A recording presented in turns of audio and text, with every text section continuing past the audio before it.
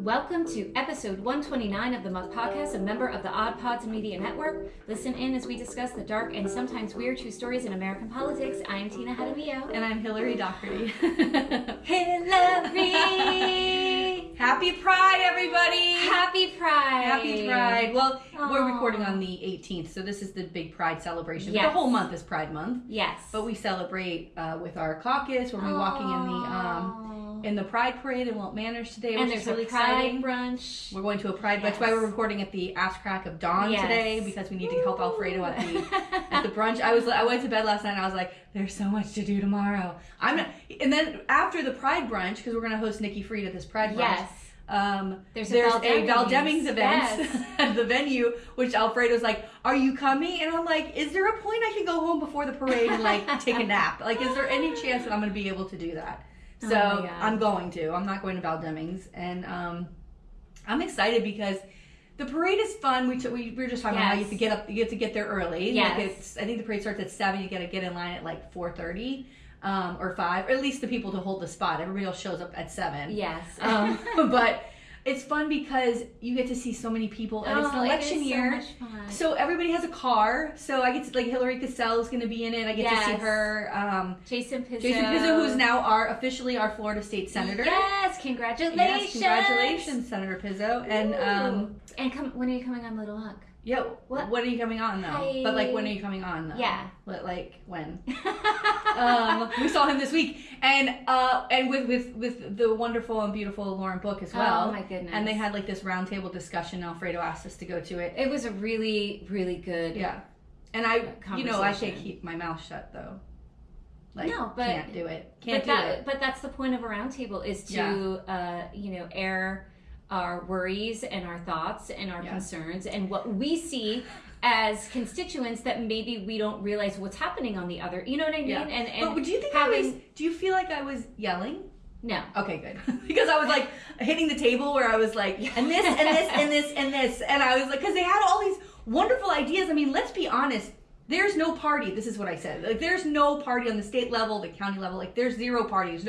And what had led into that was that the DNC, the National Democratic Committee, is not going to be giving us any money in Florida. They have written off the national level national level Democrats have written off Florida as a red state. So I mean, when I tell you that people money's coming, the wonderful Wes Davis, who was on our podcast last Friday, I hope you go check out his Little Muck. People like him who keep the faith and hope and they fight. There's real people here in Florida who aren't these fucking assholes. Right. But apparently the Democratic Party has forgotten that. Yeah. And so what you're left with are these state leaders like a Senator Book and a Senator Pizzo or a Chevron Jones, Michelle Rayner, to do it all, and who have to actually lead. They have to run for office, work in the legislature, and run the fucking party. Right. You make sure people are running in seats that we can flip. Things like this, crisscrossing. Senator Pizzo gets elected because he didn't have an opponent, and so he gets he's a senator, right? Nobody run against him. Which is fine, because now what he tweeted is that now for the next 5 weeks he's going to be crisscrossing the state and pumping up Dem candidates and helping them raise money and going out there and supporting them. That's fucking leadership. That's what leadership looks like. And that's what the party should be doing on the national to level, lead the electeds. It makes me wonder that I would think that certain areas of red states that are flippable is where you would want to dump a ton of money to help that happen, instead of writing off the entire state. Especially in the case of our governor's race, when we have this lunatic at the helm. Why aren't you doing we're drowning? Why aren't you doing everything you can to draw attention to this race, to draw attention to the $750 an hour DeSantis is spending on a lawyer to fight these ridiculous lawsuits? Right. Not to mention that the lawyer is his buddy from when he was in the JAG Corps because he's so cool. Yeah. Are we not? Isn't that? Do we not see the people who love DeSantis? Do you guys not see what he's doing? It's taxpayer dollars that are going to pay for these stupid ass lawsuits so that he can throw his little political footballs around and try to get elected president. And it's our money. And you want to talk about our money when we have a housing crisis, we have an insurance crisis, unemployment. I mean, come on. Plus climate. There's things in Florida that we really need to deal with. And this is the bullshit that we're going to be spending our money on. Mm. And the National Party can't come in and we're an SOS, like, help us. It is, I want to tell you something, what I think. I mean, and this is going to sound very snowflakey like. Oh, look at her. Write that down in the title. Snowflakey like. Oh my God. But I think it's a bit of form of abuse that these legislators go there with the intentions of like passing really good laws, which they do. They pass. There's things you never hear about, right? That are good things that have happened. Right. This session, last session, but it's everything's and overshadowed. And they work across the aisle, and it would be lovely to hear all of that. Yeah, I would prefer it. But what honestly. the media focuses on, and what we all focus on with our hair on fire, is like, don't say gay and because trans these are absolutely 15-week people. Abortion ban, absolutely. But what's really disturbing about the whole thing is that these legislators have to go up there and scream and fight against these things that they know are so fucking wrong, right? I think it's a bit of abuse because you know that it's unconstitutional. They tell you. When these Republican lawmakers are like copying and pasting these bills and they say, people in their office, they're like waiting aides, for the lawsuit. the aides in their offices are like, this is kind of really against the Constitution of the country, and they're fucking push it through, right? Yeah. DeSantis just wants it pushed through. It's a fucking it's such a waste of energy, time, resources. Every one of these things gets fucking thrown out in court. Right. And they fight it in court and it fucking gets thrown out. And it's just such a fucking waste of time. The amount of time and energy and money that could be going to things that actually help Floridians, which, by the way, would boost your ratings. Like, you could get reelected on good things. I know. Why is that? Why are we want to get reelected on shit things? Yeah, that's true. That's true. You know how many people would vote for you if you fixed housing and like capped the fucking rent or whatever the plan is? Like, you could fucking get tens of thousands of votes, hundreds of thousands of votes if you fixed one or two things. Show interest in people. I don't know how people are surviving. I don't know how they're surviving these rent hikes, and then you can't buy anything. And the fact that like paying rent on an apartment is more than like what I'm paying for my mortgage because I happen to got my mortgage like 10 years ago or whatever the hell it was. Like it is frightening. And now the mortgage rates are almost double. It's everyone's underwater. Yeah. Like we're underwater from the climate crisis and with the housing crisis on our mortgages and our rents and all of that. It's so fucked up. I just wanted to mention the Insurrection Committee a little bit because I've been I gotta tell you, I was pissed off. Into this. I was a little pissed off at the last one. Why? Not pissed off. The thing that and I understand why they're doing it. But like, if I have to hear about how like the hero Mike Pence, no, and like I get it, like he did the right thing at the last minute before our entire country was destroyed, but he spent a lot of time next to him. Listen, and so did these other people, and to now we're bolstering him up as the savior of American democracy, like. It's a little frustrating, but I think it's important because I really feel like, just like we said last week, that they would have killed Pelosi. They would have killed Pence if they got his hands on him. Absolutely. And again, I enjoyed hearing that you could have someone who stood up and was the adult in the room. Like we needed that thing. Yes, thank God. I mean, the part about that kind of disturbed me was like, I pulled out this Bible verse. I was reading the Bible. I was praying, and then I thought to myself, you know what? If this is what it takes to get these motherfuckers to be like, Donald Trump is fucking evil, pray all you want. Go on then. Go on. I don't know. And the fact that he didn't leave the building is pretty fucking amazing. I mean, listen, Donald Trump is a fucking coward. Donald Trump is a coward. He's like across the way, like with his popcorn, the Michael Jackson meme, watching it all happen and being happy about it. Oh my God, it's a fucking nightmare. And that money, that $250 million, can he go to jail on that, please? Yeah, that's incredible. Please, he's paying speakers. Like, this is insane. Yeah. Like, where are the laws? Like, how is this not like an easy thing to go, this is what you can spend money on, this is how you can use it. Yeah, that's probably what, they'll go after that, but believe me when I tell you that $250 million it's already spent. His name's nowhere near it. Like, that's the thing that's fucked up, is that he's always an arm length away from getting in trouble. He's like a mobster. Yeah, that's what my mother said. Oh my God. That's a John Eastman. The John Eastman is pushing for this on behalf of the president. Right. Oh God. And then my favorite thing is the email where he goes, thirdly, I'm thinking I'm going to take that part pardon now, basically. Yes, That's still in the works. Yes, I was that's like, so funny. no. P.S. Can I get a pardon? P.S. Yeah. Can I get a pardon? P.S. Yeah. P.S. P.P.S. And by the way, says he wants to pardon. Trump doesn't pardon him, which is just the most Trump thing you've ever heard. Yes. He's got his hand so far up this guy's ass, pressuring him to get Mike Pence to do something. You know, Mike Pence can't do anything. And this Eastman doesn't stop the whole time. Even the day after, called somebody and like, can we look at these Georgia elections? And that guy was the best too. That guy, that lawyer. And he was like, the only two words I want to fucking hear from you are orderly transition.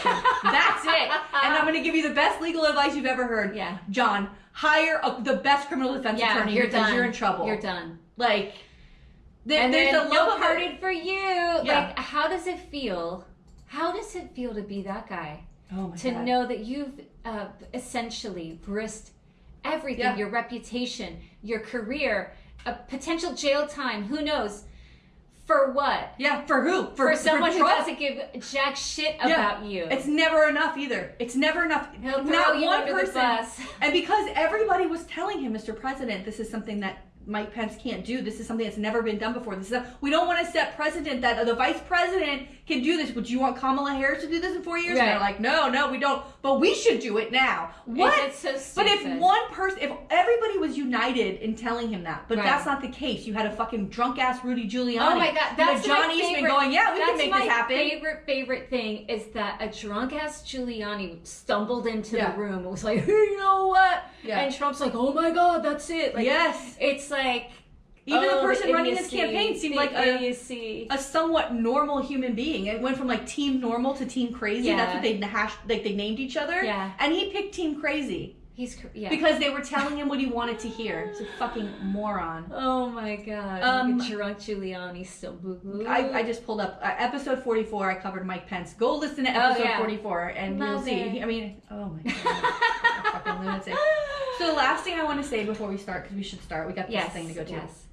I wanted to say, I'm going to send like so much love and happiness to Charlie Crist because he announced his engagement this week. He's engaged, everybody! Charlie! So sweet! It's funny because I looked it up. The last time he got engaged was July before his primary running for governor. Isn't that funny? Wow. I'm sorry. I meant to say he's engaged to a woman. So that's interesting. Maybe he's a summer love kind of guy. Like I said on Twitter, you can set your clock, your watch to when this guy gets engaged. Summer of love. And I gotta tell you, I don't know how much. I don't know. I don't know what's going on here.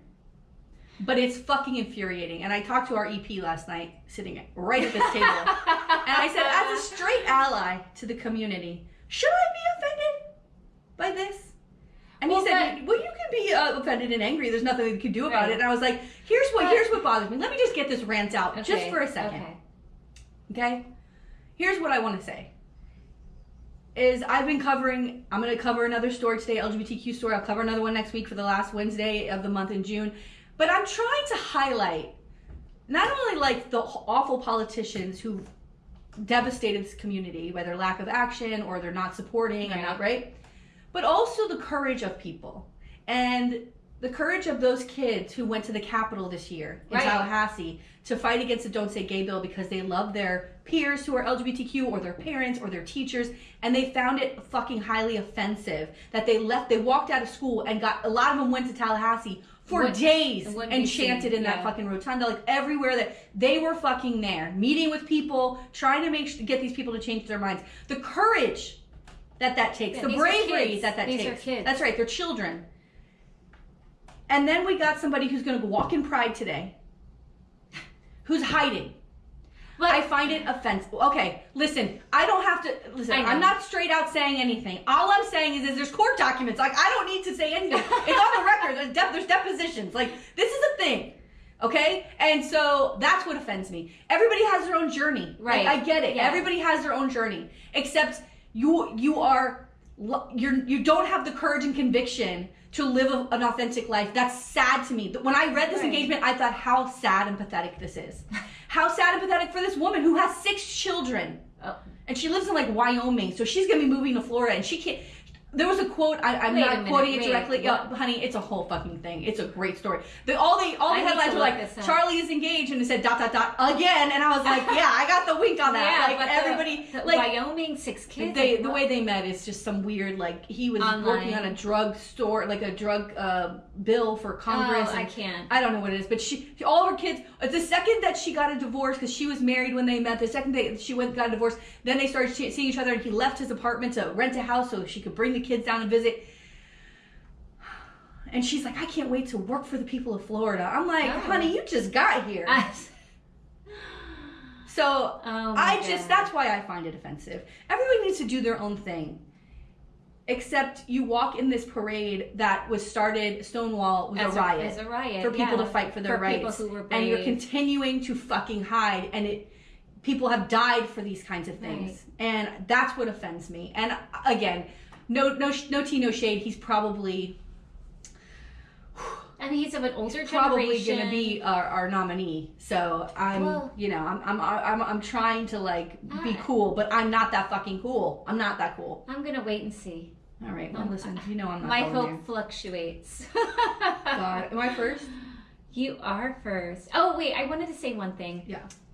A new friend of mine, and I won't reveal details because I don't know how people feel about when you're talking. You have new friends? How does this happen in our 40s? That we make new friends. But this person found out that I had a podcast. And no. And it was like, oh my God, I've been dying to start. She's younger, just such a lovely, always happy person. And she was like, I've been dying to start a podcast, and I was like, just do it. Nice. And she said that she was gonna listen to some shows, so I hope that she's listening, and I hope that I just want her to do it, and I want her to feel confident. I'm like, just do it. Like, it doesn't matter. Like, maybe you have one person listening, maybe there's 20 people, but if it's what you want to do, just try it. Yeah. Because I love podcasting. Me too. It's amazing. I had another thing I wanted to say. Okay. Last thing is a podcast recommendation. It's been out for a while. It's from the Boston Globe. It's called Love Letters, and it's the relationship advice columnist, Meredith Goldstein. And I started it from episode 1. I think there's 6 seasons. I am so fucking in this podcast. I'm listening to it all the time. Aww. And it's just so good. And this season, I'm on season 3, and it's just following this guy's story, but also like other people, like, when do you know when to introduce your kids to a boyfriend? When do you know it's like the right time to have sex with somebody? When do you meet somebody? How do you know you're in love? And it's just like, God. I love all and the of stories this. are incredible. Like, it's just so good. Oh my God, I love it. I watched a lovey-dovey, and I was at my parents', and so, Rye is on all the time. And there was a guy, it was an American who had moved to Italy, and so when they're speaking Italian on the Italian channel, because it's like the real Italian versus the dialect, it's like super fast, and it's like I can get the gist of it, but like it needs to slow down a little for me. But this was an American speaking Italian, so his pace, I'm like, oh, I can hear. And it was this lucky how he had found love after like his wife had died. So the show is all about people who are older who like find love again. Yeah. And so they're both the lady was from Ireland, but he was an American, and I was like, oh, I can understand. Oh, and this, and I was so into it, and so I decided to. This summer, I'm going to really, like, dive back into really, like, learning my Italian much better. Yeah! Because I was like, I understood this whole segment. There's and apps, I was you can use that are really nice. Yeah, I have a couple. But I'm going to, I need to do, I have books. I need to do, like, more reading. You know what I mean? Yeah. So anyway, that made me happy. But it connected with the love. All right, we got to go. Yeah, we got stuff to do. Do it. All right, today, I am covering AIDS activist Larry Kramer. Oh! I gotta tell you, I fucking love Larry Kramer. Yes. I remember Larry Kramer during that time. Yes, me too. He's incredible. And, people didn't like him because he was very brash. And, like, I'm gonna play you a little clip from his, like, this last minute of a speech that he gave in 91 that I thought was just fucking... He would just get to the microphone and start screaming, and, like, and people don't like that. It's your kindred spirit. He totally is. But, like, he's trying to, like, save lives and shout the truth, and nobody was really fucking listening. And so I remember him. Yeah, he's a writer, right? Oh my God. Okay. Also, I wanted to say, I have it somewhere in here, but I think it was our episode 5 where I covered the AIDS crisis and the government's reaction. This really ties into that too. So if you want to know more about that and the government's inaction, and so go listen to that story because it's really good. But he was involved in all of that, right? Okay. Lawrence David Kramer was born June 25th, 1935 in Bridgeport, Connecticut, and he was the younger of 2 children. His brother Arthur was 7 years older than him. Kramer was considered an unwanted child by his parents who struggled to find work during the Great Depression, right? So the mom gets pregnant.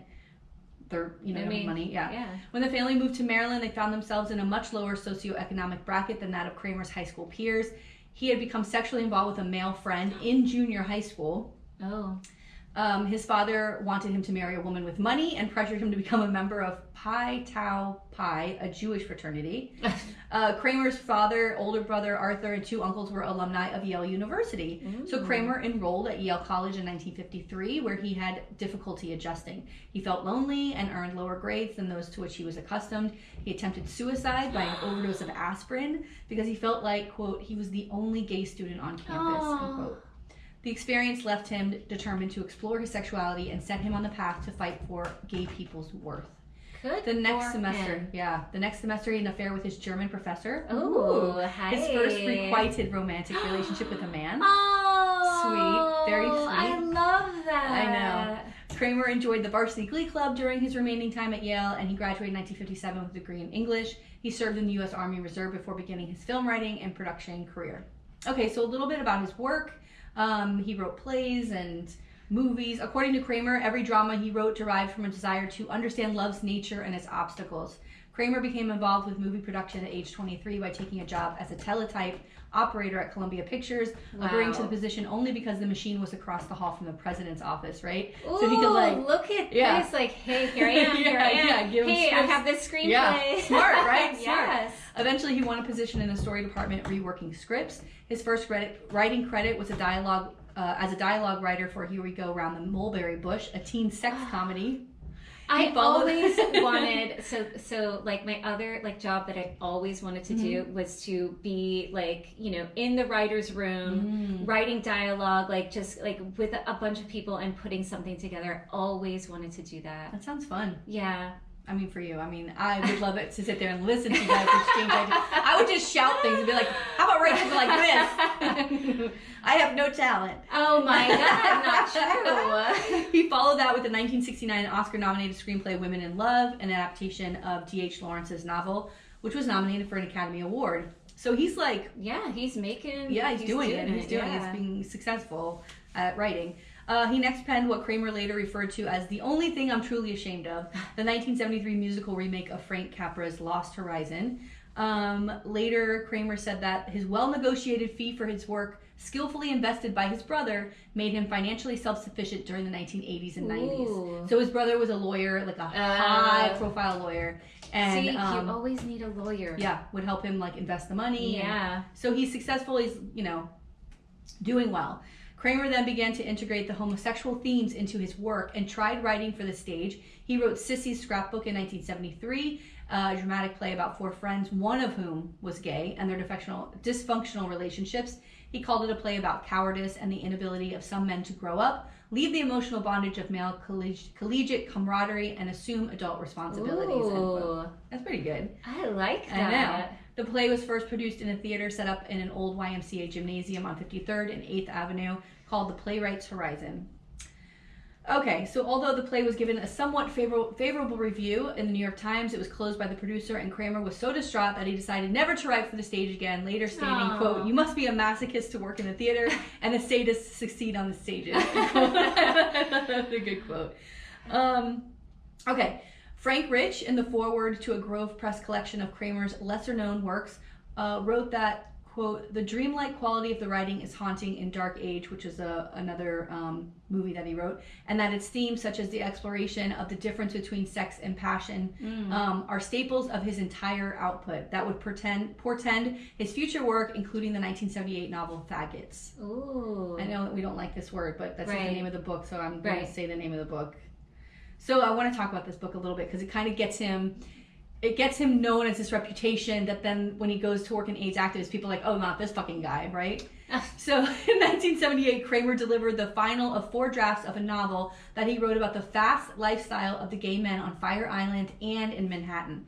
In Faggots, the primary character was modeled on himself, a man who is unable to find love while encountering the drugs and emotionless sex in the trendy bars and discos.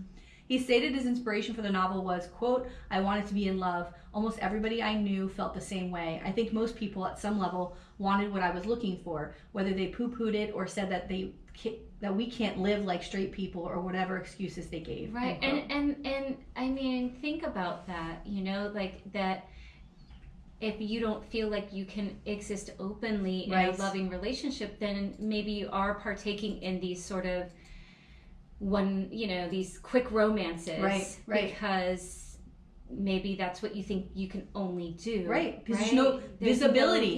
This is why that's important. Seeing couples married or couples being able to live together in peace. You know? And he'd never witnessed that. This is all that he knew. But he longed for love, which, god damn it, I'm such a sucker for it. I know, I'm such a sucker for it. Kramer researched the book, talking to many men and visiting various establishments. As he interviewed people, he heard a common question, quote, "Are you writing a negative book? Are you going to make it positive?" I began to think, my God, people must really be conflicted about the lives they're leading. And that was true. I think people were guilty about all the promiscuity and all the partying, end quote. The novel caused an uproar in the community it portrayed. It was taken off the shelves of the Oscar Wilde Memorial Bookstore at the time, New York City's only gay bookstore, and Kramer was banned from the grocery store near his home on Fire Island. Oh no. Reviewers found it difficult to believe that Kramer's accounts of gay relationships were accurate. Both the gay and mainstream press panned the book. Oh, no. On the reception of the novel, Kramer said, quote, "The straight world thought I was repulsive and the gay world treated me like a traitor. People would literally turn their back when I walked by. You know what my real crime was? I put the truth in writing. That's what I do. I have told the fucking truth to everyone I have ever met," end quote. Ooh. So it ends up being one of the best-selling gay novels of all time. Like, it ends up being, right? Because years later, it's like, here's a real snapshot of that time. Of what was going on. Yeah, and what these relationships were like. I mean, that got me goosebumps. Yeah. Okay, so, yeah. Although how hard. He's just trying to express what he's feeling, what he's seeing. Yeah. And sometimes it's hard to see. And also, it's things reflected back. Yeah, and it's probably, if you feel, you don't want people thinking that you're happy. And you're like, this is what we have. And now somebody in the community is like, this is not how, we want love, we want more. And they're like, why can't we just let us be? Right. Which is what ends up happening during the AIDS crisis. He's like, y'all stop. And they're like, leave us the fuck alone. And he was trying so desperately to get them to stop fucking so that maybe we could slow this fucking until we figure out what the hell's going on. And nobody would listen. So, although the novel was rejected by the people with whom Kramer expected praise, the book has never been out of publication and is often taught in gay studies classes. Andrew Sullivan wrote, "Faggots struck a chord. It exuded a sense that gay men could do better if they understood themselves as fully human, if they could shed their self-loathing and self-deception," end quote. It's fucking amazing. God. It's amazing. Yeah. Or even just to out loud say that we deserve more than this. Right. And not that if you don't want that, that's fine. And the majority of people who read it and were in that community were like, no, this is what we have. Don't even tease us with the idea that love and an out relationship is possible, because it's hard to fathom. But in the 70s and 80s, nobody was coming out. There's fear. And it wasn't that long ago. Fear of you're losing your job, fear of losing your family, fear of losing where you live. I mean, everything. And that's why with these bills and the Supreme Court and all this stuff is important, because we worry about Roe v. Wade, but also that right to privacy is in there, and that puts so many different people at risk. Yeah. And I also want to remind people too that the reason why everybody's excited about Pride, the reason why people are the LGBTQ is visible, is because during the time that we're about to talk about, everybody started coming out of the closet because their friends were dying. Yeah. And so they all were forced out of the closet to fight, to exist, to live, to survive, and to bring awareness, this death, the death that was happening. That these are people and love and work with. They put everything on the fucking line, just like to get the government to pay attention that thousands of people were dying at record numbers, and they were all in the gay community. So And I think it's hard for people to understand that right. nobody knew anybody was gay at that time. Like in 96, graduating high school, there was people that were gay that I did not know were gay. Right. Who come out later, right? People never came out in school. No. Oh, God, thank God we're in a different time. It was very, they really trusted you. And, right. Right. Okay, so the AIDS crisis. So while living on Fire Island in the 70s, Kramer had no intention of getting involved in political activism, and there were politically active groups in New York City, but Kramer noted the culture on Fire Island was so different that they would often make fun of political activists. He said, quote, "It was not chic. It was not something you could go brag about with your friends. Guys marching down Fifth Avenue was a whole other world. The whole gestalt of Fire Island was about beauty and looks and golden men," end quote. Which he's rich. He's young. He's got all these friends that are rich and beautiful and young, and they're hanging out on Fire Island. Why the fuck would they care? Right. But like Stonewall had happened. There are activists happening in the street, things fighting for gay rights, and he was over here like living his best life. Right. And he's like, who fucking cares? Right? So, however, when friends he knew from Fire Island began getting sick in 1980, Kramer became involved in gay activism. So, like I said, go listen to episode 5 and you can hear about the AIDS crisis.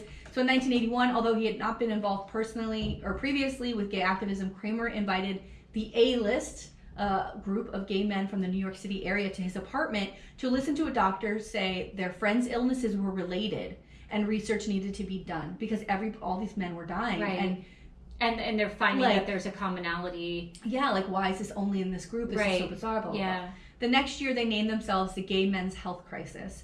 And became the primary organization to raise funds and provide services to people stricken with acquired immune deficiency syndrome, also known as AIDS, in the New York area. Although Kramer served on its first board of directors, his view of how it should be run sharply conflicted with that of the rest of its members.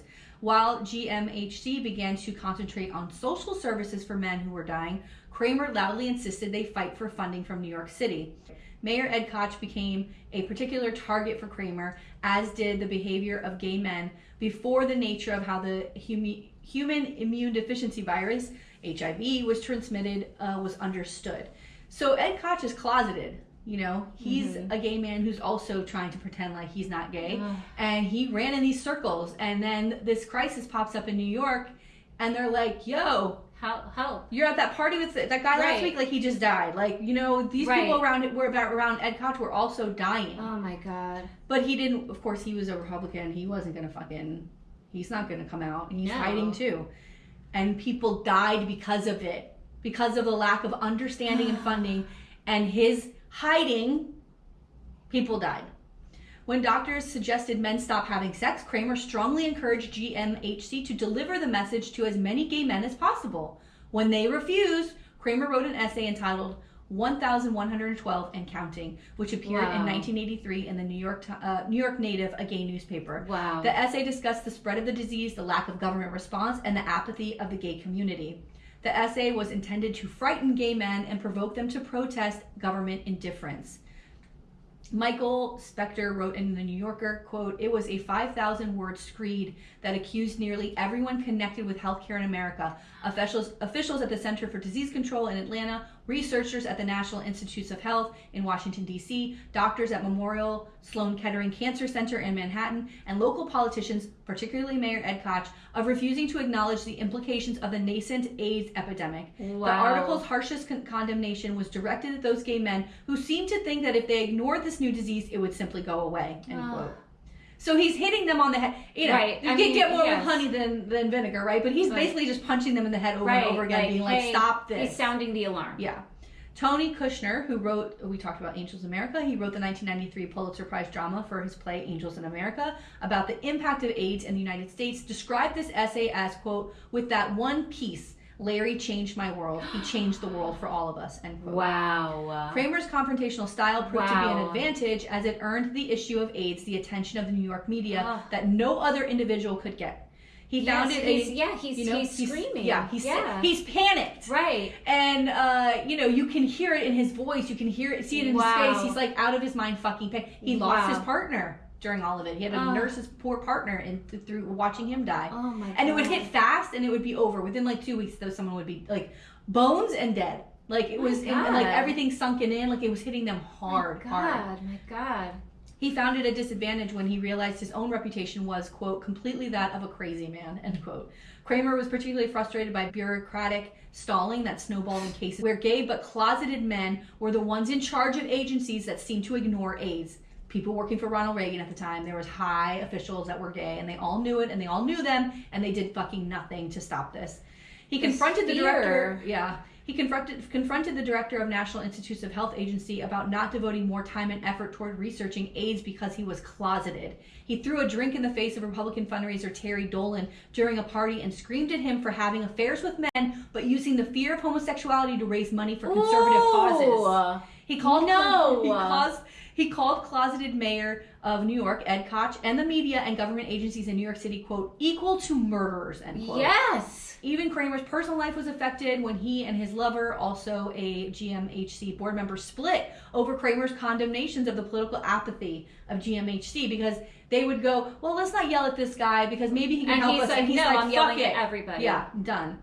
Kramer's past also compromised his message, as many men who had been turned off by the book Faggots saw Kramer's warnings as alarmist, displaying negative attitudes towards sex. Okay, so I can see though, they're like, okay, first he's sort of condemning our lifestyle. Yeah. Now he's coming after us like we're the bad. Yeah, I mean, I can see coming that perspective, especially if there's not a lot of information about this disease. If no one is really, you know, with the pandemic, you hear from the CDC, like we're hearing, you know, but if this was happening and there's no real information coming out in the health department, you know, I could imagine that they're like, nah, this isn't that big a deal. Like, and we're not as connected as we are now. So, like, the news of it may not have been... Right. They would have these big town halls to try to figure it out. But at the like at the beginning, nobody knew what was going on. Yeah.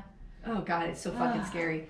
Playwright Robert Chaseley responded to Kramer's New York Native article saying, quote, read anything by Kramer closely, and I think you'll find the subtext is always, the wages of gay sin are death, end quote. Wow. I mean, wake the fuck up, bro. Wake up. Wow. So he was ousted from the GMHC in 1983. No. He was a little too rebellious. Yeah, they said his method of communication was deemed too militant for the group. Oh my God. Ooh. So in 1987, he is the catalyst in the founding of the AIDS Coalition to Unleash Power, also called ACT UP, a direct action protest organization that shows government agencies and corporations as targets to publicize lack of treatment and funding for people with AIDS. ACT UP was formed at the Lesbian, Gay, Bisexual, and Transgender Community Services Center in New York City, and he was asked to speak as part of a rotating speaker series, and his well-attended speech focused on the fight to AIDS. And I'm going to play you a minute of that video, the last minute of this like 4.5 minute speech that he gives, and he's screaming throughout it, so you should definitely go see it or go watch it on YouTube. It's in the notes, but I just found it like it's just so fucking moving, you know? And I say to you, in year 10, as we face a figure of 40 million infected people, the same thing I said to you in 1981 when there were 41 cases. Oh my God.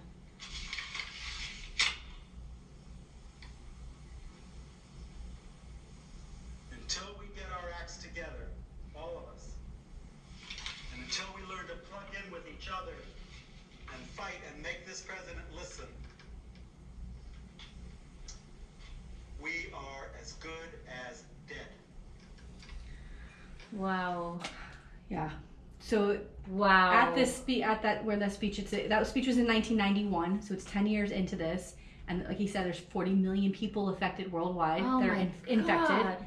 He was on the stage with doctors and government people, and they had gone and spoken before him. And in the speech, if you listen to the whole 4.5 minutes, he says, what they're saying isn't going to work. There's no experience. They have experimental drugs. We've used them all. They don't fucking work. Like, he's like, the whole point was like, nobody's talking to each other. There's no information, like you're saying, going out to the gay community. It was confusing time. Nobody knew what the fuck was going on. And he is like sounding the alarm. And now we're 10 years in and 40 million people. And the speech is called The Plague. It is. God, what a tragedy. Yeah. And the speech is called The Plague. Extraordinary tragedy. Because he screams in the beginning, like, we're in the middle of a fucking plague. 40 million people is a fucking plague. Jesus Christ. You know? And the government ignored it because it was primarily affecting the gay community. In which they didn't give a shit and about. they don't want to acknowledge that those people exist. Oh my God. And here we are again, where they don't fucking exist. Right. Your existence doesn't fucking matter. How fucking dare you? You know? What is this? I don't know. Don't we live in a country where we fucking where we accept people for who they are? I don't know what this country is anymore. Where are honestly, we? It's confusing. I mean, just the fact that at the Pride parade in Idaho, that Right. those men, Yeah. Did you see all that them? those men came from, and that's how they're going to get them. Well, Is they came from out of state, Right. because if you do it in state, there was no like law against it. But when you travel across state lines, yeah. coming from Texas and Oklahoma and Washington State and Oregon and everywhere else where you show up, these terrorists show up to incite violence. Yeah. Like that was their sole purpose. And I believe that organization was started by like a 17-year-old kid after Charlottesville. Oh Who's my now like in his God. 20s. He's like the hub, and he's like and like it's crazy. It's like, you know, any organization, there's chapters and Yes. leaders, and there's these conversations, and that they sat and decided Yeah. that this is what we're going to do. We're going to go spend our time, we're going to dress, and we're going to have weapons. What were they? They're going to kill people? You better You're hope gonna kill that people? there's nobody at this fucking Pride parade today. If I see one fucking anti-Pride like protester who says groomer, I'm gonna see red. Okay? Well, I'm gonna fucking lose my mind. I was talking about this and with my husband, like I Oh, always we're say. desperately trying to get him on the Yes. podcast. He's the number one hot guest, and Tina's not making this happen. I know, sorry.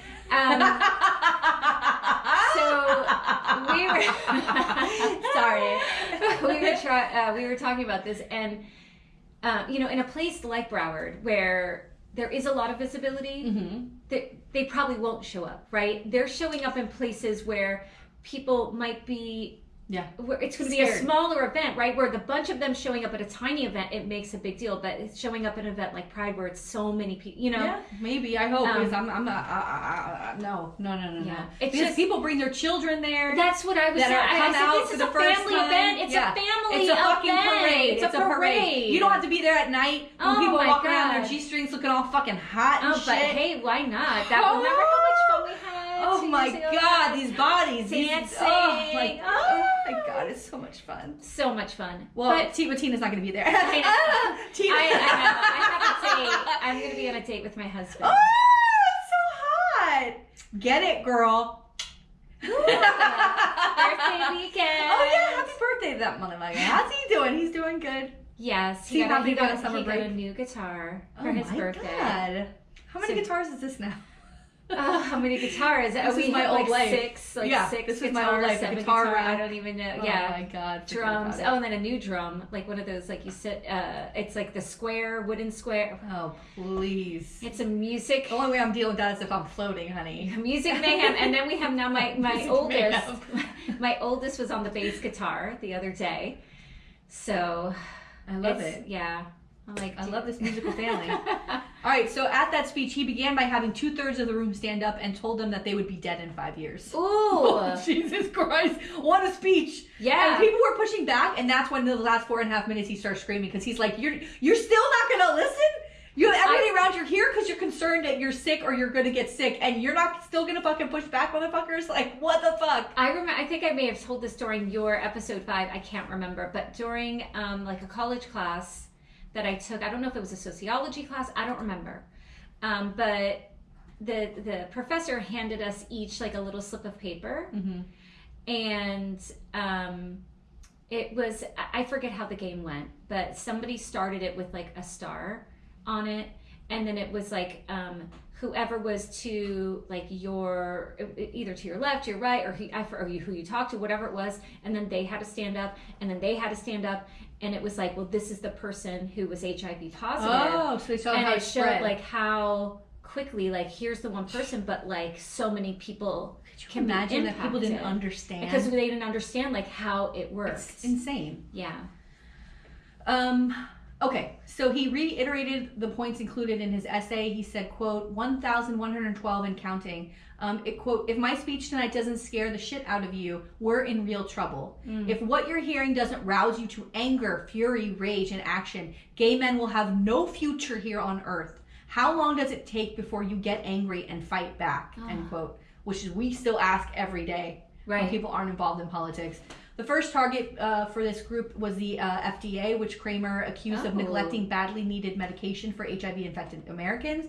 Engaging in civil disobedience that would result in many people being arrested was a primary objective, as it would focus attention to the target, which was people just keep it in the headlines. Yeah. On March 24th, 1987, 17 people out of 250 participating were arrested for blocking rush hour traffic in front of the FDA's Wall Street offices. Good. Kramer was arrested dozens of times working with ACT UP, and then the organization grew to hundreds of chapters in the U.S. and Europe. Here's something that I love that they did. And it talks about, we're going to talk about Jesse Helms, my good old buddy Jesse Helms from North Carolina. I'm here from the dead. I don't want to say that the devil's been fucking me because Tina got very upset about that last episode, or 2 episodes ago. Oh, that was so She was funny. very upset. But ACT UP, on the sunny morning of September 5th, 1991, in Washington, D.C., a suburb of Arlington, Virginia, a group of activists arrived at the home of North Carolina Senator Jesse Helms. Using ladders, several of them climbed to the roof of the house, and from there they unfurl a giant piece of fabric, which is then inflated by their comrades on the front lawn. Soon the senator's home is surrounded by a giant yellow condom. Yes! No! On His personal home. The whole house, there's a picture in the notes. The whole thing is covered, and it's got like it's like a condom, and on it says, there's text. it's a fucking message. There's a message, And it says, a condom to stop unsafe politics. Helms is deadlier than a virus. Ooh! Yeah. Wow. A decidedly unsettled response to Helms' vehement opposition to gay rights and to funding AIDS research and treatment. Wow. Fuck you. Wow. Yeah. Immunologist Anthony Fauci, who, by the way, was working for the government in charge at the time. No one ever goes away. He said, quote, in American medicine, there are 2 eras, before Larry and after Larry, end quote. They did not like each other. He would yell at Anthony Fauci all the time, and ended up becoming friends later on, and like were very close. And but like he did not let them forget. He really fought to get this medicine, and like, oh god. So playwright Tony Kushner offered his opinion of why Kramer fought so relentlessly. He said, quote, in a way, like a lot of Jewish men of Larry's generation, the Holocaust is the defining historical moment, and what happened in the early 1980s with AIDS felt as, in fact, Holocaustal to Larry, end quote. 2 decades later, Kramer continued to advocate for social and legal equity for homosexuals. He said, quote, our own country's democratic process declares us to be unequal, which means in a democracy that our enemy is you. You treat us like crumbs, you hate us, and sadly, we let you, end quote. In later decades, Kramer also continued to argue for funding research into cures for AIDS, contending that existing treatments disincentivized the pharmaceutical industry from developing cures, right? It's easier, it's better, it's more profitable for us if you all stay sick. It's the biggest crime has been allowing medicine and medical coverage to be something you make a profit from. Yeah, absolutely. Because I think about that with cancer, with HIV, with other diseases, like the OxyContin crisis alone, like that was all about making money. Yep. It's disgusting. It's disgusting. There needs to be. That's something that needs to be legislated. Oh, please. I know. These fuckers are getting way too much money from them. Okay, so he ends up writing a play called The Normal Heart, which I was going to go into this whole thing. I think I'm running a little long in my story, so we'll probably just jump over it. But it ends up being like this amazing play. It ended up making it into a movie on HBO. I don't know if you watched it, but I'll have to look for it, though. It's fucking incredible, and it's all about the AIDS crisis, and it's the character based on him and how he loses his lover, and around them what was going on, the start of the gay men's health crisis, a center, everything. It's an incredible fucking play. It's amazing. And I don't know. If you get to watch the movie, it's called A Good Heart. Or I'm sorry, The Normal Heart. It's really, really good. Okay, I did want to mention this also is that in 1997, Kramer approached Yale University to bequeath several $1 million to them to quote to endow a permanent tenured professorship in gay studies and possibly to build a gay and lesbian student center. End quote. Wow. At the time, gender, ethnic, and race-related studies were viewed warily by academia. The then Yale provost Allison Richard stated that gay and lesbian studies was too narrow a specialty for the program in perpetuity. So Kramer's rejected proposal read, quote, Yale is to use this money solely for 1, the study and or instruction in gay male literature, by which I mean courses to study gay male writers throughout the history of the teaching to gay male students of writing about their heritage and their experience, to ensure for the continuity of courses in either or both of these areas, tenured positions should be established, and or number 2, the establishment of a gay student center at Yale. I love this. Yeah, because how he felt there, right? He felt alone. Yes. In 2001, both sides settled upon establishing the Larry Kramer Initiative for Lesbian and Gay Studies, which would include visiting professors and a program of conferences, guest speakers, and other events. And this is very hot for Tina. This is academia is like, oh. Arthur Kramer, his brother, endowed the program at Yale with $1 million in support of a 5-year trial. Kramer agreed to leave his literary papers and those chronicling the AIDS movement and his founding of GMHC and ACT UP to Yale's Benek Library, and the program ended in 2006. So it did a 5-year run, right? Here's where I'm going to end because it's kind of funny. He dies in May 27th of 2020 at age 84, just a month of pneumonia. He was HIV positive, but he was able to live for all of those years. And when he died, he was writing a play about COVID. Wow. Which I think probably was going to tie the same reaction to... Yeah. Oh. But here's a funny way to end quickly. He divided his time between a residence in Manhattan near Washington Square Park in Greenwich Village and Connecticut. And another resident of Kramer's Manhattan residential complex was Kramer's longtime nemesis, Ed Koch, who had been mayor of New York City from 1970 and 1989. So the two saw each other relatively infrequently since they lived in different towers of this building. But when Kramer saw Koch looking at the apartment in 1989, he reportedly told him, quote, "Don't move in here. There are people here who hate you." And he still moved in. Yeah. Oh, on another occasion, Koch tried to pet Kramer's terrier dog, Molly, in the building's mail area, and Kramer snatched the dog away, telling her that Koch was, quote, "the man who killed all of Daddy's friends." Unquote. Oh my God! Like, he doesn't give up. Good. And he for tells him. people, he'll remind you. Good for him. You were responsible for this. Imagine this guy's like, "I'm just trying to pet your dog," but he's like, "Fuck you." Fuck you. Wow. Never gonna forget, bro. Ooh. Larry Kramer. Go watch his speeches. He's so fucking inspirational. I can't wait. All right, we gotta. Okay, mine isn't long. She always says that, and we're here 40 minutes later. I'm gonna try. Okay, today. Okay. Yeah. I'm gonna tell you the story of anti-gay activist George Rekers. Oh my God, this is incredible! This is what an episode. We didn't plan this. Oh no, we didn't. I just. I mean, this is crazy. Yeah. Yes. All right. God. So I did one that's pro, and you're doing against, right? Oh God, yeah. Oh no, am I gonna kill somebody? Yes. Oh. All right, so George Rekers made a name for himself in political realms, and he was this, psychologist, and he offered like a lot of testimony in court cases and things like that. But when he returns from vacation in 2010 with a young man in tow, he's got a lot of explaining to do. Oh my God. All right. So let me just give some background. Okay. George Rekers was born in 1948, and according to the Sacramento Village Post, he was a Baptist minister. He served on the National Association for Research and Therapy of Sexuality Board, and he was the founder of the Family Research Council. Whoa!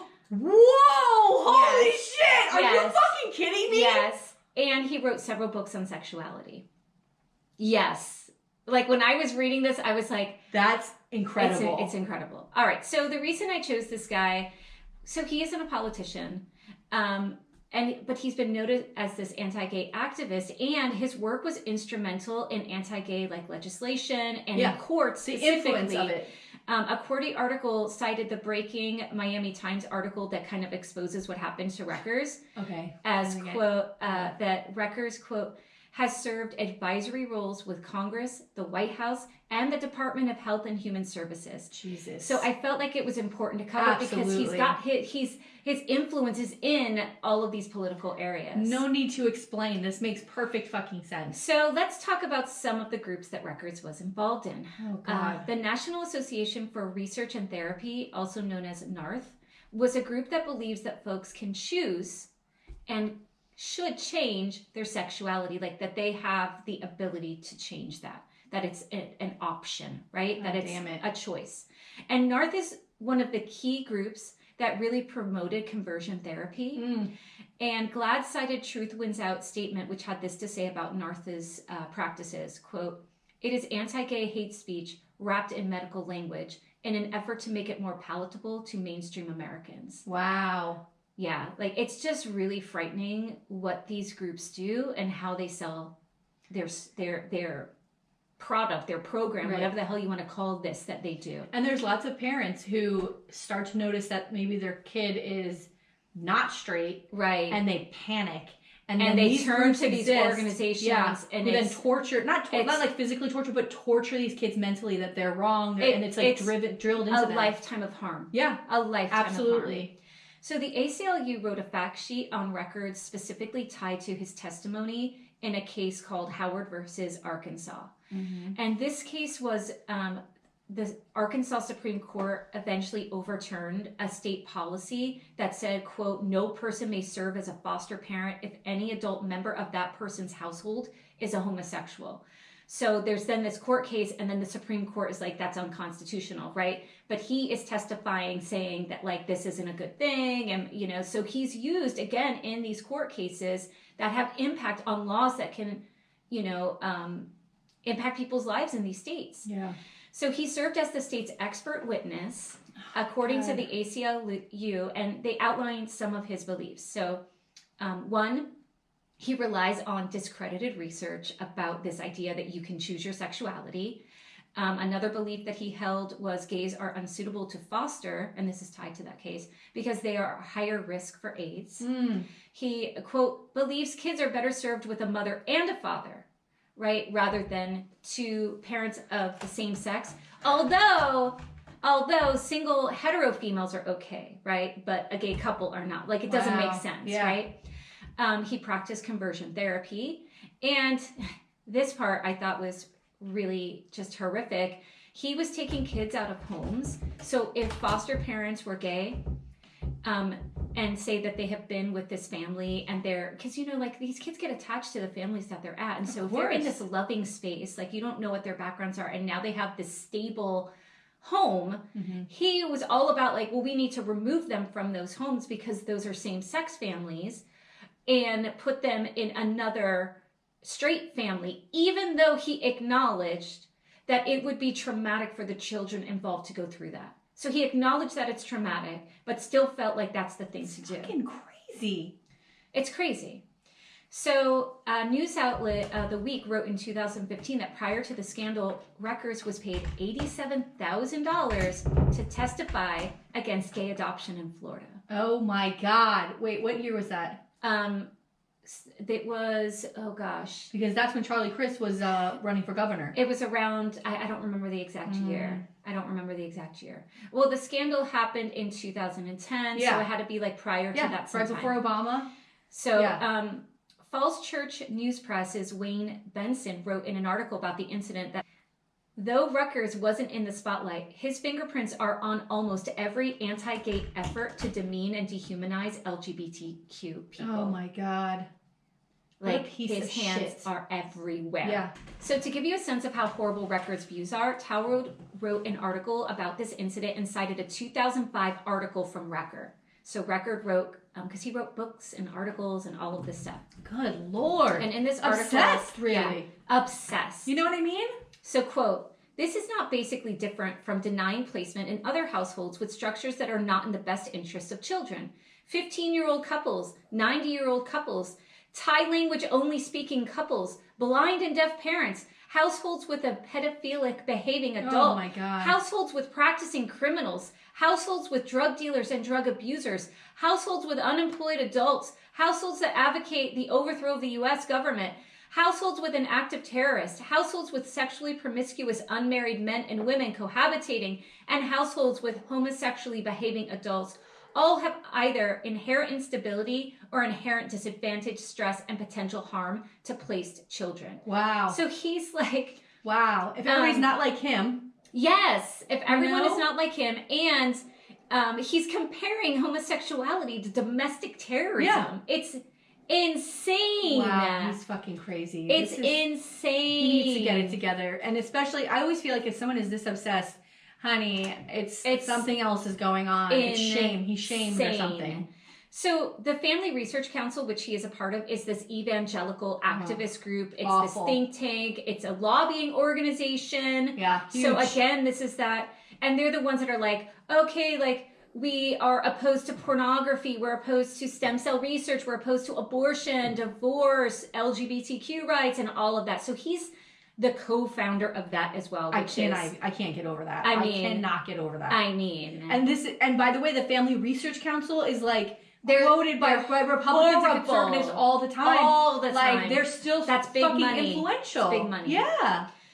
So some of the books that he wrote, Who Am I, Lord? It's and Growing Up Straight. It's what me, families should know about homosexuality. Oh my God. Yes. Wow.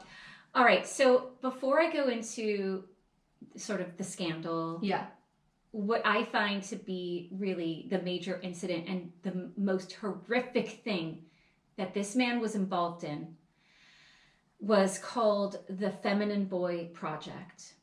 So Rekers is not only a writer, but he was like a sitting professor. Like, I mean, he had, again, he was a researcher, right?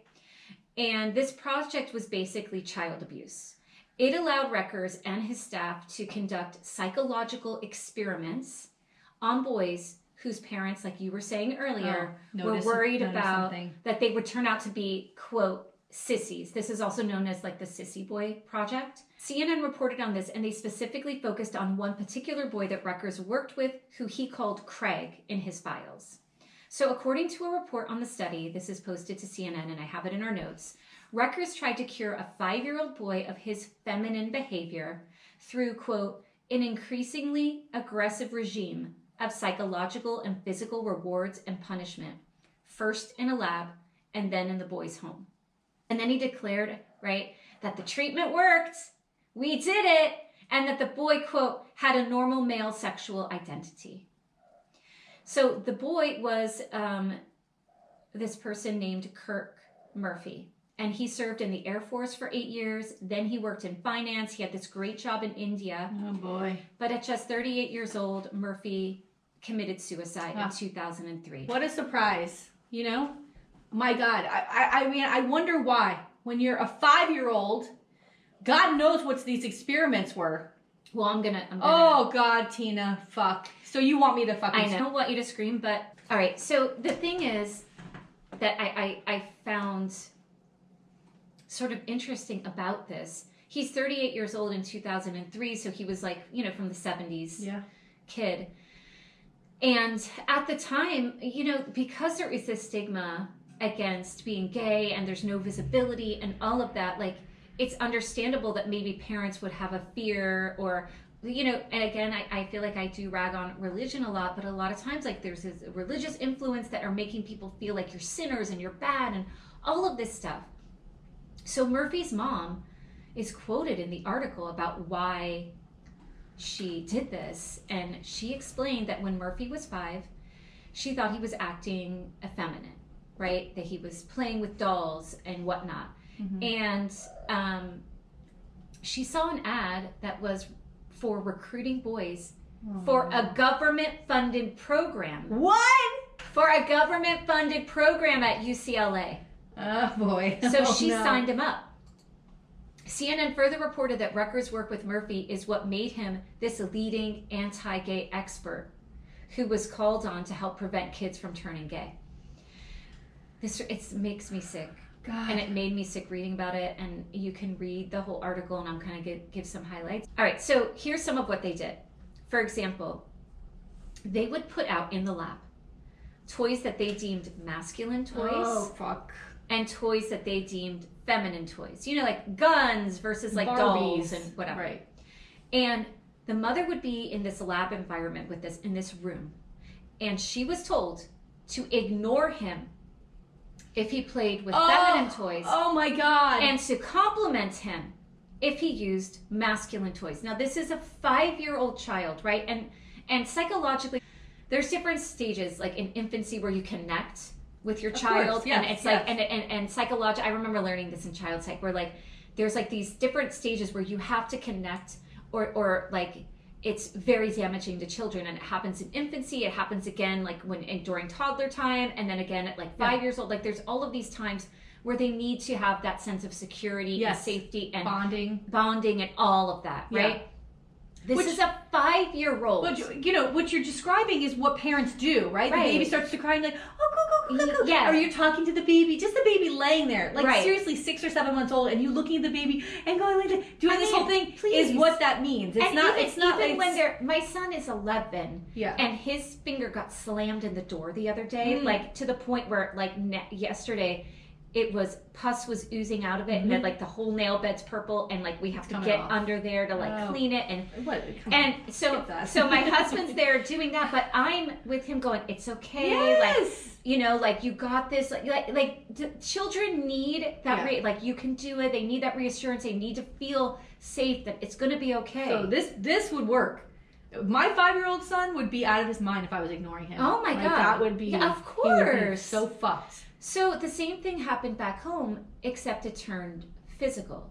In the lab, she would ignore him to the point where he was throwing tantrums, and she wasn't allowed to comfort him or acknowledge him. Why would she participate in this? I don't know. Get the fuck out of here. I would. It's got to be against every motherly instinct that you fucking have to do this. So why after the first experiment aren't you like, you know what? Not for us. Right. We're good. Well, they bring him home. Or not, I mean, he didn't stay at the lab, but now they start implementing these strategies at home. But it turns physical, like I said. He would get, so this is what they did at home. You would get a red or black poker chip, right? Red for feminine actions, behavior, playing with dolls, or anything like that was considered like sissy-like behavior. Black for the masculine behavior. And he would get like these vicious beatings from his father based on the amount of red chips that he had. Okay, so I'm going to quote directly from the CNN article because like it just was horrible. The family said the spankings were severe. Maris remembers, quote, lots of belt incidents. Oh. She escaped the screaming by going to her bed to, quote, lay in the room with my pillow on my head. Oh, that's nice. Later, she would go to Kirk's bedroom and, quote, lay down and hug him. Fuck and we would just lay there.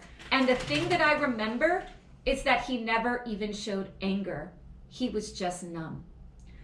You've psychologically beaten this fucking kid, and you know what's worse than and a parent that doesn't understand what he's doing. That's wrong. No, he that's probably right. doesn't understand. Like, what am I doing? 5 years old. 5 years old. What could I be doing? Like, fuck you. Oh my God. Fuck you. Go fuck yourself. His death is on your hands, bitch. Fuck you. Oh my God. You know what's worse than the person who beats you? The other parent who stands there and does fucking nothing. Does nothing.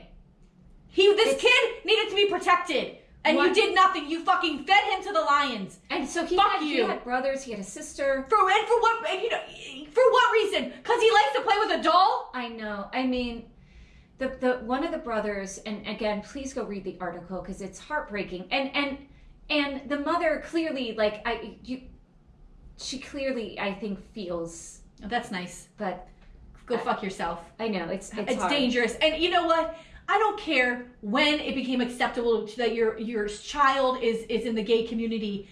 You know, standing there, that's fucking wrong. Right. You know in the moment that it's the wrong thing to fucking do. It's going against everything of who you are. We have instincts as mothers. Oh my God. Very rarely does it become like, I don't want to be that happens, but very rarely. We have instincts to protect our children. Oh my God. And this fucking woman did the exact opposite. Oh, you feel bad now? Please, bitch. I know. Fuck that. So the article talks about what the brother and the siblings talk about, like what it was like growing up at that time. Oh my God. And one of the brothers said, like, he would take chips off of the brother's Yeah. mouth and put it on his own because they were all in the experiment too? I guess, but he was like, you know, because he didn't want to see his brother getting beat. The sibling had more fucking sense Yeah. than the mother. Was trying to, the sibling, what I'm saying is the sibling had more, Yes. wanted to protect this child more than the mother. There's something wrong with that. Right, of like, course, think about it, of dummy. course. And then, like, the brother said, and this was so sad. I'm sorry, my voice is crazy now, but the brother said that he looks back at photos, and the photo of his brother at 4, he's smiling, and he's like, I think that's the last time he was ever truly happy. Jesus. Because they, like, suppressed him. It's just, like, to look through his life and look at that and know, like, this is the before and then this is the after. Yeah. And this poor kid doesn't know how to move, right? Oh, like, now he's hesitant yes. about everything he's supposed to do because he doesn't want to get beaten for doing something that's not right. Like, he's confused because he doesn't know. And Murphy's sister said, quote, the research has a postscript, right? Rekers research has a postscript that needs to be added. That is that Kirk Andrew Murphy was Craig, and he was gay, and he committed suicide. I want people to remember that this was a little boy who deserved, this makes me so sad, who deserved protection, respect, and unconditional love.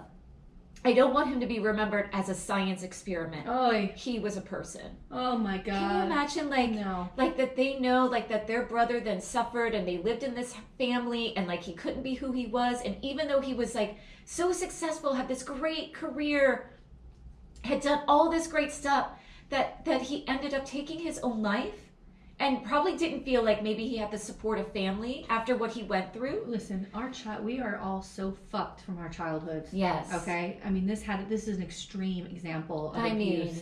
And where you now, for the rest of your life, you're psychologically, he's tied to that. Yes. And, like, and as a having to be super masculine, join the military. Yes. Trying to, like, show off. You know what I mean? Like, he's I'm super brave, masculine. I'm tough, I'm this, yeah. I mean, he knew that he wanted what he wanted and he couldn't do it because he was terrified of it. That's what a fucking, and then we're gonna find out, right? And now here's the scandal. Here comes the person who did all of these things to him and who he really is. Right. So according to the Advocate, in 2010, when Rekers is heading home from his European vacay, he's photographed with a young man. This young man, he's coming back because he was living in Miami. Yeah, I remember this now. The elevator, right? This young, elevator? I don't know about an elevator, but it's a luggage. It's luggage. Yes, that's right. So this young man happens to be a 20-year-old escort who went by Lucian or Gio on his Rent Boy profile, and Mark on his Men for Rent Now profile online, but he goes by Giovanni Roman. So that's who he is. Yeah. So I have to read the excerpt from the New Times article because it was so good. And it was reposted in Queerty that I got it from. So, on April 13th, the Rent Boy, whom we'll call Lucian, arrived at Miami International Airport on Iberian Airlines Flight 6123 after a 10-day, fully subsidized trip to Europe. He was soon followed out of customs by an old man with an atavistic mustache and a desperate blonde comb-over. Oh, God. Pushing an overburdened baggage cart. That man was George Allen Rekers of North Miami, the call boy's client and, as it happens, one of America's most prominent anti-gay activists. Rekers, a Baptist minister who is a leading scholar for the Christian right, left the terminal with his gay escort, looking a bit discomfited when a picture of the two was snapped with a hot pink digital camera. Get that camera out. Remember those little digital cameras that were so fucking cute? Oh my God. Like, what desperate blonde comb over. What a fucking piece of shit. With the baggage cart. And then there's this young, beautiful man on his side. And you know what? Go have fun, motherfucker. Go have fun, Rekers. Have fun. Leave everybody else alone. Leave everybody alone. You fucking hypocritical piece of shit. Oh, just wait. Just wait till the excuses come pouring out. Oh, I love it. Oh, I remember this. I remember this. Yeah. So according to The Week, Rekers allegedly took this kid on vacation with him as an assistant to carry his luggage. You mean carry his dick in his mouth? and whatnot, but also for research. Oh yeah. I'm doing statement. experiments. Yes. We're gonna do experiments in the bedroom. Ooh, the hotel. So he made a statement on Facebook that read, quote, "Like Jesus Christ, I deliberately spend time with sinners with the loving goal to try to help them." Me too! Me too, baby! Woo! Oh my God. I mean, is there anything better than the company of sinners? Yes. Hi. Oh my God. Hi is right. Oh my Tina, God. hello. So good. Yeah. So a statement released by Rekers stated, quote, "Contrary to internet stories based on this slanderous article, following medical advice, Professor George Rekers requires an assistant to lift his luggage and travels because of an ongoing condition following surgery. Professor Rekers was not involved in any illegal or sexual behavior with this travel assistant." Oh my God. It's so good. ridiculous. It's so good. It's so ridiculous. Like one article was like, so like he went to rent a boy, right? And it's all of these like men So like giving hot. blowjobs. They're hot. Oh, They're like fuck, they're like yes. with their hot bodies. Yes. And he's like, oh, this guy looks like a great guy to help assist with carrying my luggage. Meanwhile, the guy is a twink, He hired him through Rent-A-Boy. Yeah, but he's like a twink, right? Like, so he's this tiny guy who's not gonna be able to pick up shit. Oh my You know what God. I mean? Except that dick, baby. Oh, hey. Yeah. Hey. So, though Rekers denied anything untoward happened, Giovanni, Giovanni Sing, baby. admitted to having. So at first, Giovanni was like nothing really happened, but then I think once Giovanni realized that this was this anti-gay Who this person activist is, and all of this, more stuff started coming out. Oh, so he's gonna have the courage and bravery to say something. And he admitted to hooking up with Rekers. Unbelievable. And according to Shepard of BuzzFeed News, allegedly he gave Rekers a massage, lots of massages with happy endings. And according to P-Flag, Giovanni stated, quote, "Rekers likes to be rubbed down there." And then he also said, "It's a situation where he's going against homosexuality when he's a homosexual." That's you the know? situation. There it is. That's the situation. He's got to come out. So this is this kind of situation. The Red Boys now they're going to tell us. Yes. That's the situation. I mean, oh my God. So there really, of course, there wasn't, there's no charges. There's nothing like that. No, it's just humiliation. But some of like the aftermath. Newsweek cited Kathy Renna, an LGBTQ media expert,